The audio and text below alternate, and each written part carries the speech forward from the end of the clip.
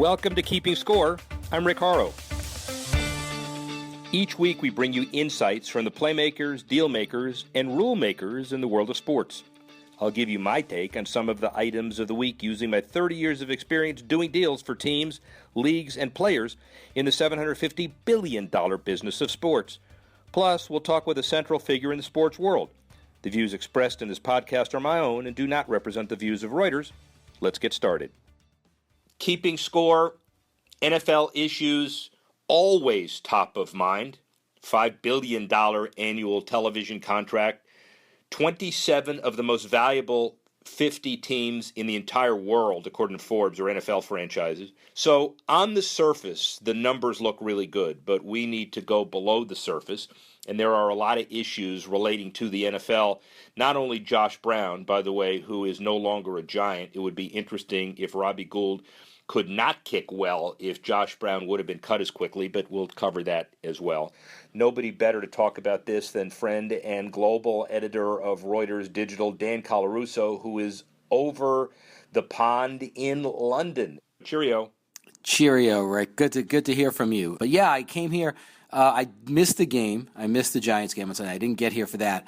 But I was here the next morning, expected to see, a little bit of buzz in the newspapers and, a little bit of controversy and a little bit about the game. But I guess the Giants and Rams ain't what they used to be. I mean, they drew 75,000 roughly. Not as much as you'd expect. And that's, it's kind of why I wanted to have this conversation with you, too. I mean, I think the NFL, you could look at it two ways right now. They're either at a crisis point or they're about to be at a crisis point in the evolution of the league and its commercial prospects. And I think it's an interesting topic, whether you're here or there, because I think there's a global question as well. Is it cyclical in your estimation, or is it secular? Is it a big issue that people ought to worry about? Is it, Trumpism? Is it no stars? Or is it something more endemic? Well, how about this? How about whatever it is, we don't care to watch the NFL as much? Let's just leave it. Good. Let's just call it that. Let's not even worry about a reason. But something about the game, the league, the enterprise, the endeavor of watching an entire NFL game is now less appealing to us. What's been the combination? Has it been the crackdown on the rules that make it the no fun league? Has it been the emergence of fantasy, which make it a transactional scoring endeavor to be a fan? Or is it the fact that, Neil Pilsen, I don't want to steal his thunder, but he talks about matchups that are less than compelling? Or is it the fact I don't want to watch men whose values I don't identify with, whether that's Josh Brown, or whether that's Colin Kaepernick, or whether that's Greg Hardy, or whether it's Tom Brady, I got a lot of Twitter comments that my guy Tanner Simpkins assembled for me, and there are some interesting ones. So, D'Angelo Williams can't wear pink to honor his mom who died of breast cancer, but Josh Brown can beat his wife and still play. Eli Manning calls Josh Brown's actions a distraction. Isn't he the same guy in the No More campaign?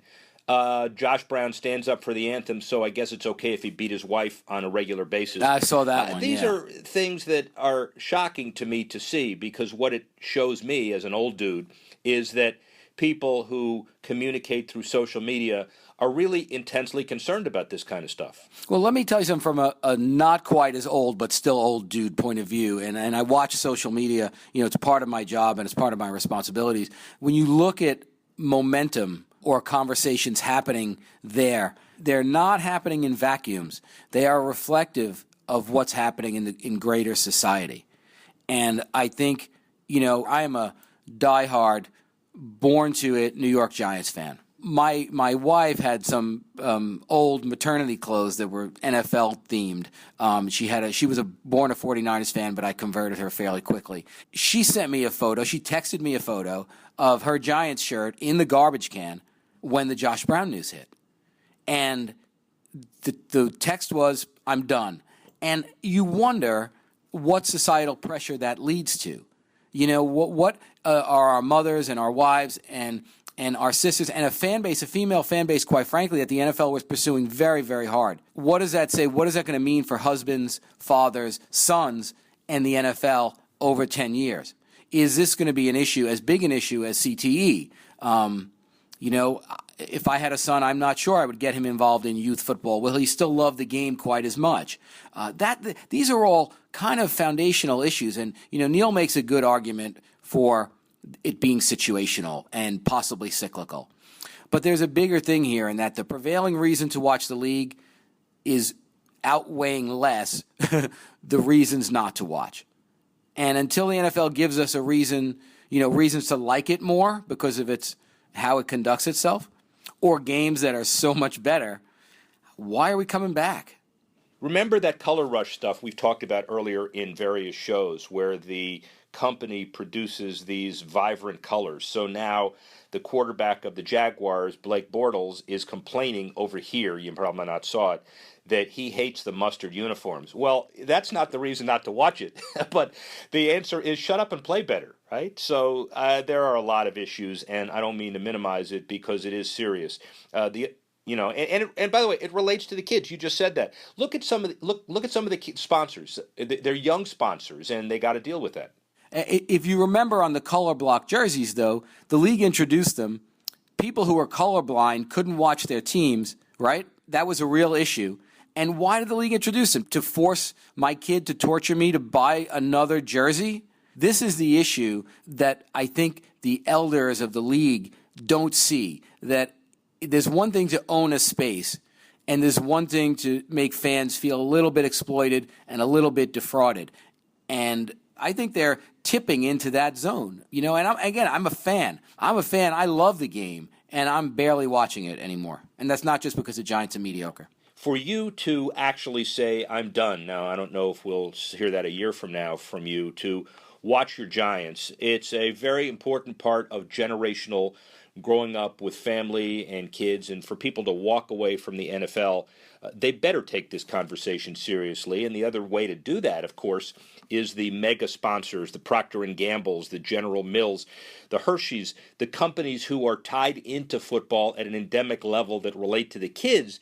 If they start having meetings with Roger and saying, look, we're very seriously reevaluating what we're talking about here, that gets their attention too, don't you think?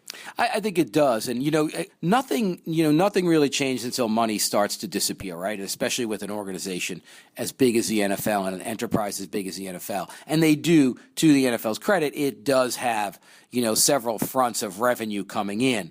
You asked Neil Pilsen this. What would you do, to address, if you were NFL commissioner, Rick Horrow, underdog candidate, becomes the NFL commissioner, what would you do at this point? I think at the end of the day, there needs to be much more awareness about these issues and much more of a distinction between some of the things the NFL deals with and the serious stuff. For example, spinning the footballs, jumping onto the goalposts, legitimate taunting, fine, throw the flag, that's a coach's responsibility. But spinning a football and doing a dance and trying to figure out where the celebration is individually versus group, forget it. I don't care about that. That turns me off particularly. So let's stop the hair splitting there.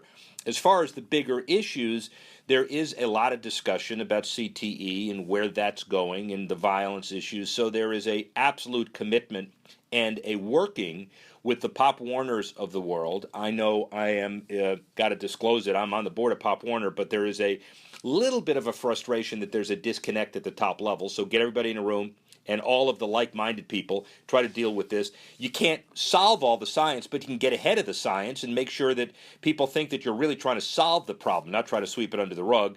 And then I do think that there are, as Neil did say, and we'll talk about it a little bit too, the overabundance and the pushing of every night there's football, especially with the alternatives of this next generation. They want everything in 30 minutes. They don't want 3-hour games. They want 30-minute capsulizations of the 3-hour game. So give it to them. Didn't you and I have a funny conversation? You asked me about, I think, the last game of the NFL, the National League Championship Series in baseball. And I said, you asked me if I was going to watch the Cubs. And I said, no, I'm binging on a Netflix show. And you appropriately made fun of me for that. But that said, where is the generational line and the idea that maybe in an on-demand entertainment world and an on-demand entertainment environment now, scarcity value, that Sunday appointment or that Monday night appointment I have with football can be held sacrosanct because I do have so many other choices, along the way. would you draw the zero tolerance line for off the field violations lower? I mean, would you just have what would be tolerated? Would a drunk driving, marijuana possession be tolerated? Everything above that be a year suspension? Yes, but I would be very careful at being very clear that while the investigation was going on, there would be some kind of a suspension, because there is the ability right now legally, and I'm not saying change that because I am a lawyer, to postpone a suspension for competitive advantages by appealing the investigative process, not necessarily the judicial process. You know, the Brady thing could have been resolved in a year, and everybody understands that the league preserved its power, so I think that's important. But when you think of 4-day suspension for suspension for Brady blowing up footballs, people don't even remember that incident right now, and the Patriots are back, and they look good again. But I'll tell you, I was in Boston when they played the Bengals the day they came back, and it was welcoming a hero back, and the nexus, the connection between crime and punishment there is silly because it happened 2 years ago. So that's part of the issue. It's not only where you draw the line, but how quickly you enforce the issues and how much evidence you need to justify the drawing. But again, that crime is comical compared to the Ray Rice tape or the Josh Brown diaries or the Greg Hardy rap sheet, right? I mean, that's one kind of crime. And then there's that menace to society kind of thing that you really have to step back and say, you know, I understand that, you know, I might not have been fired from General Electric if I did this because I'd have certain rights. And should the NFL be different? Well, quite frankly, the NFL is different because its core is its identity, and that identity leads to this giant revenue stream and influence and outsized social influence in America. Well, A, but B, Dan, is that in the workplace, there are unions that negotiate rules as to when you're suspended and when you're fired, and it's legitimate and everybody knows it in advance. But suspensions, paid suspensions even, are much less impactful on the overall industry and business if you suspend a factory worker for 4 weeks in the middle of November as compared to suspending Hardy for a season. And now I'm not saying he shouldn't be. I think he should be banned for life to be true. But I'm just suggesting that normal workplace rules need to evolve to reflect the fact that the NFL is a seasonal situation and a week's suspension is much more important than a fine. That's why everybody fights for it, as we know. Okay, I have one more question for you, and it may seem radical, but does the NFL have a violence problem? Whether it's domestic violence, whether it's on-the-field violence, whether it's a culture of violence that goes to Ray Caruth, and can the NFL solve a lot of its problems by ratcheting down the violence? Now, I understand in the NFL that's Dick Butkus, again, would probably find me and dismember me. But does the NFL have a violence problem? You know, my thesis in law school 9 million years ago was on the excessive versus excessive line in all of sports and what's normal part of the game behavior and what should be legislated. And you get into, remember Jack Tatum, the enforcer in the late 70s, and what he did to a Patriot named Darryl Stingley. He paralyzed him because of a hit over the middle. Everybody tries to ruminate on where the line is and is there intent involved and what's happening. This is a deeper issue. This is the culture of violence that is beyond the pale, and that relates to Bountygate and the Saints suspensions and the rewards for illegal hits too. So yeah, you probably could say there's a violence problem. That's too simple. And frankly, it gets to a point where how to draw that line and what to do with that is the issue. We got to a point where there were congressional hearings, and remember, hockey encouraged fighting, and you could say their legislation now is much less deliberate, intentional fighting with enforcers than it was a few years ago. So it can be cleaned up, and maybe the NFL can do it. Now, I have one quick question for you, which I know we shouldn't be linking. I don't know if you knew this, because you're over there, but there's a presidential election over here. Did you know that? I've heard a little bit about it, yeah. You know, next 2 weeks from now, we can go back to our humdrum lives, absent controversy or drama, grab a bag of chips, settle in on a couch, and watch the NFL, because the NFL ought to provide a welcome respite from the caustic, toxic political season we've had. Yet, Josh Brown, Kaepernick, you got to suggest that the Brown allegations echo some sexual harassment charges levied recently in the debates, and Kaepernick's nationally televised protests may bring to the sidelines the same issue of police distrust and racial injustice down ballot candidates are talking about. So I guess my point is that it's too bad, I think, agree or disagree, that we can't turn to the NFL like we did after 9/11 and like we did after the Kennedy assassination as a healing salve, because in many ways the NFL may just emphasize the problems we've had. What do you think? No, exactly. What are we getting away from? If I care about violence, if I care about equal rights, if I care about, the rise of commercialism and how it taints everything that we do, what am I getting away from if I watch the NFL? I'm getting away from none of that. I'm actually endorsing it. So, yeah, I think, and that's what I talk about. You and I talked a little bit before this about the cultural shift. And I said, this may not be a crisis today, but it might be the seeds of a crisis tomorrow if you combine youth football and CTE, the women's issues, equal rights, Black Lives Matter, whatever you want to, those are all societal things that are really happening and really important.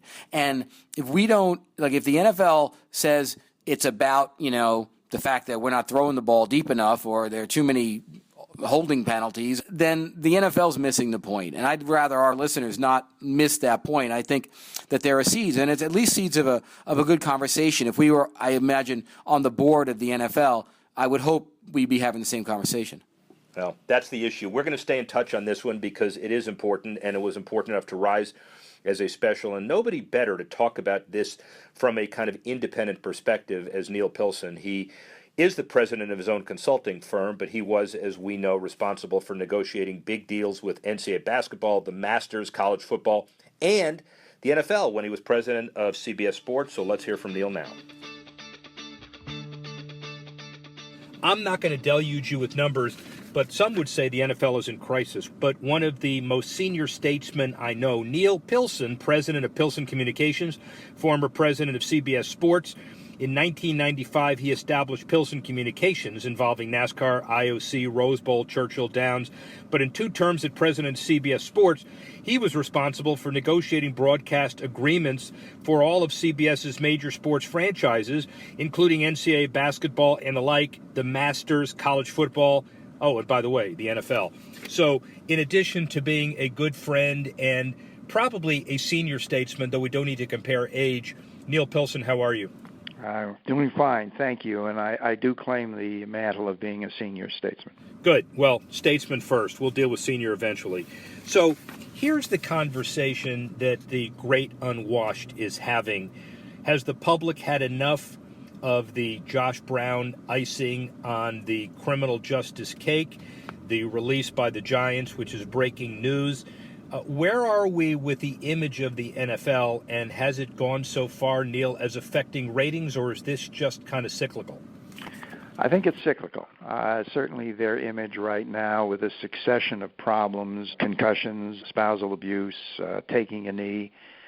Frankly, I don't think those situations have had much effect on TV ratings. What has affected the ratings is kind of a general downturn in the quality of the games, and the fact that a lot of the marquee teams that have generated ratings over the last 20 or 30 years for the NFL, these teams are simply not performing. And what you do is you end up with individual matchups on Thursday, Sunday night, and Monday that are less than compelling.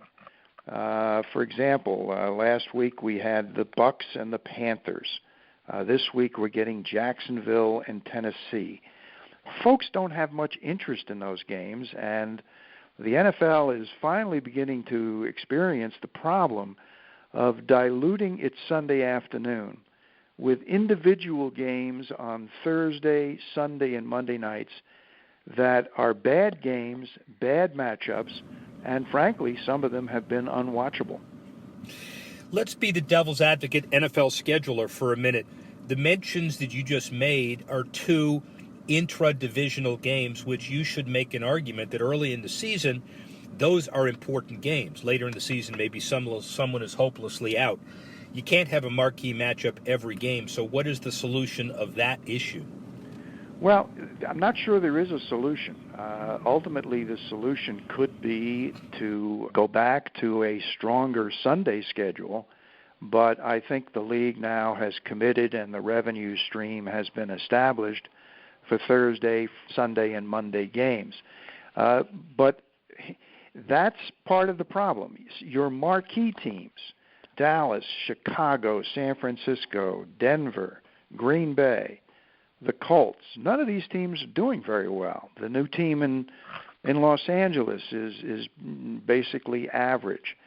What you have are the teams that drove the ratings over the 20 years I was at CBS, specifically Dallas, the Bears, San Francisco.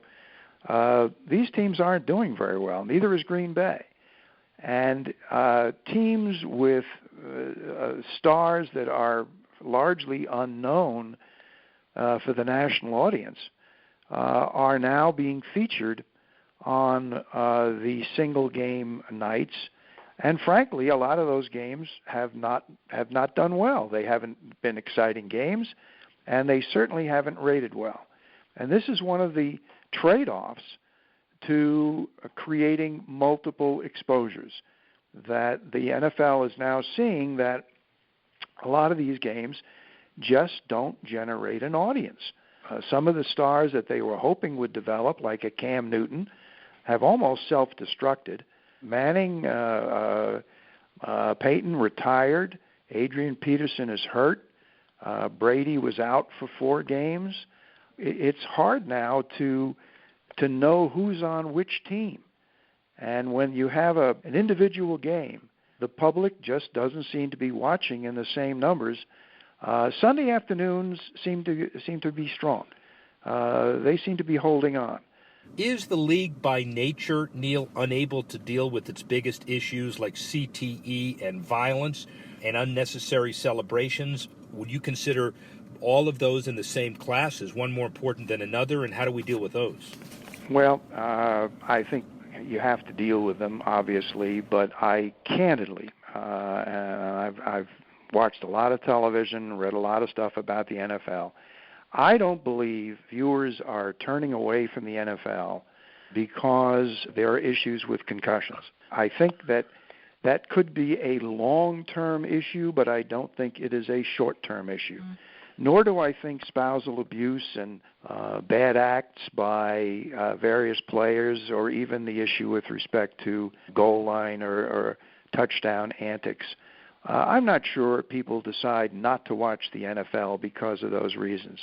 I think people decide not to watch the NFL because the games haven't been as exciting as I think we all remember they were, that the big teams with the big audiences are not doing well, and you have a lot of games now on television that folks just don't know who's playing for Jacksonville. They don't know who's playing for Tampa Bay. And we've lost a number of marquee stars over the years. Even though Dallas is doing well, you hope that Tony Romo comes back, although he may not play given the success that his replacement is having. But the issues, I even though there is some cumulative ennui, some cumulative dissatisfaction with the way the NFL is handling a lot of the issues that are side issues to football, I'm not yet persuaded that those situations are having a significant impact on ratings. There are a few other technical things that anecdotally I'd like to mention, and one of them may surprise you, and that is the red zone. I have had several unsolicited phone calls from people I know who tell me that their sons and grandsons are not watching the games any longer. They're watching the red zone because they're much more interested in their fantasy teams than they are in the actual teams, and that the red zone is satisfying the young viewer's appetite for electronic games. It's kind of become a game to watch whether your quarterback or your tight end or your running back is doing well. And I think we're seeing that the red zone, which is a tremendous electronic and entertainment vehicle, could be taking away from people watching the games themselves. We also have a good amount of unmetered digital viewing. which in the aggregate, these are people who are watching on devices that are not yet recorded or metered.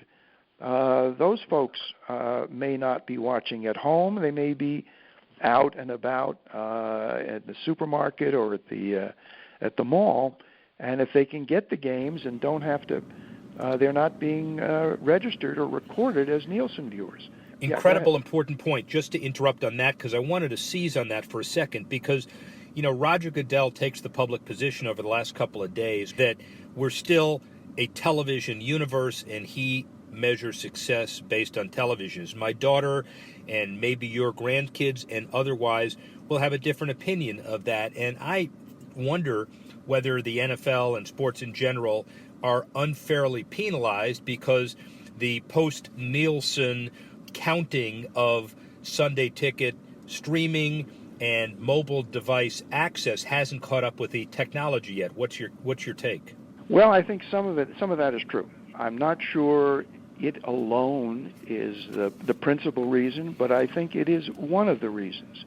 We also had this year a tremendous focus on the election, and at least two of the debates were head-to-head with NFL games. I think we should also note that a lot of sports ratings are down. It's a function of proliferation of channels and multiple outlets and the choices that are available to the public. The Olympics were down from prior years. The Ryder Cup was down from prior years. I think baseball during the regular season was down compared to prior years. But there is one thing we should keep in mind. There are actually two things we should keep in mind. One is that the NFL, and I added this up the other day, with its pre-games and post-games and all of the exposures on Thursday, Sunday, Monday, is still getting somewhere in the neighborhood of 70 to 75 gross rating points a week. And by that I mean, cumulatively, almost 75% of the total nation's homes are watching the NFL. Now, there's duplication in that. But my point is, the NFL, for all of its warts and problems, is still the most dominant entertainment property in all of television. So while the NFL had some hiccups, let's keep in mind that it still continues to be the totally dominant entertainment platform here in the United States. So if Neil Pilsen has a magic wand that Goodell gives you for a day, probably first thing you do is hammer home the perspective you just did, which is really important for us to keep in mind. What's the second thing you do to make the NFL more appealing to the masses broadly defined? Well, that's an excellent question, and I'm not sure you can make a change, given the fact that they are pretty well committed over the next 6 to 8 years with the various platforms that they have. I would suggest that over the years, and I'm not alone in thinking this, Monday Night Football has lost some of its attraction. It used to be comparable to Sunday night, and the best games of the weekend would go to Monday Night Football. And ABC, when they had it, really enjoyed that franchise. That has shifted somewhat to Sunday night, and Monday night, frankly, hasn't been getting the ratings or the matchups or the quality of games that historically it has had. I would take a look at the matchups for Monday night, and I would also give some thought to taking Thursday nights, which has also suffered in recent years.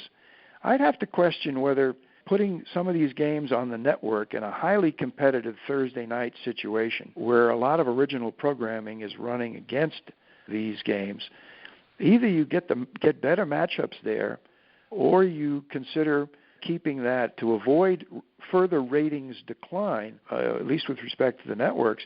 You might give some thought to putting more of those games on the NFL channel and fewer of those games on the broadcast networks. Now, I realize that could be a dollar issue, but it's very hard for the league to support Thursday, Sunday, and Monday night as single games and still give CBS and Fox a competitive schedule on Sunday afternoons. It's becoming difficult to do that, and maybe you just have to accept the fact that ratings are going to decline somewhat. You might give some thought to the fact that so long as the NFL remains the most efficient way for sponsors and advertisers to reach their target audience, they're doing fine. And frankly, that is a very important point for Roger also to keep in mind. Neil Pilsen, thanks a lot. Join you soon. Thanks for listening to this edition of Keeping Score. I'm Rick Horrow. The producer of the show, Alex Cohen. Associate producer, Bethel Habte. Assistance provided by Tanner Simpkins and Carlos Waddick. And the executive editor of Reuters Digital, Dan Colarusso.